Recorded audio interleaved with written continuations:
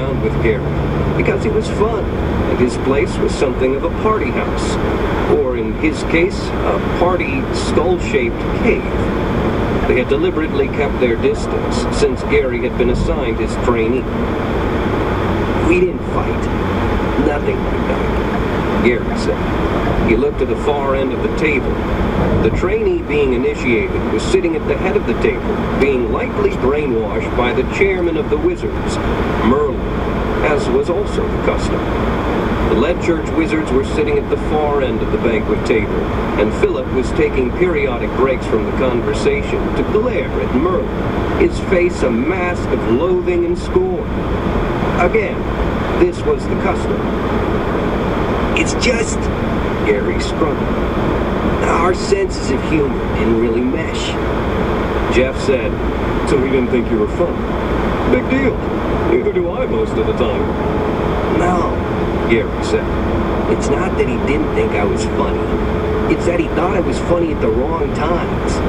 If I said or did something I thought was funny, it would just confuse him.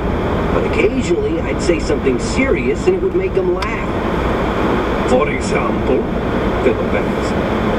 When I told him that we could make it so we didn't need air or water, but we couldn't figure out how to not feel like we need them, he thought that was the funniest thing ever. I told him it would be horrible, and he said, so we don't do it to ourselves. Just save it for someone else. He even wrote up a quick macro just to prove it could be done. It makes you invisible, too. He called it ghosting. I can see how that would make you uncomfortable, Philip said.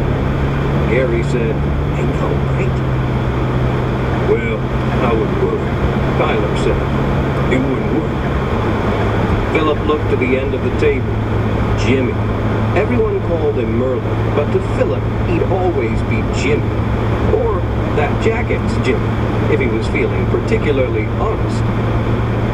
Was leaning toward the trainee, smiling broadly and chuckling as he said something Philip was certain wasn't funny.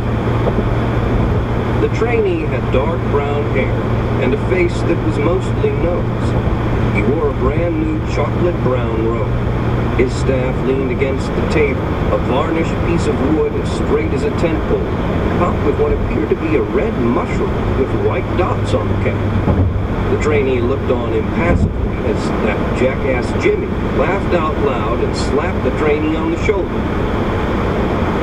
What's his name again? Philip asked. Todd, Gary answered. Where's he from? Phoenix, Arizona, 2000.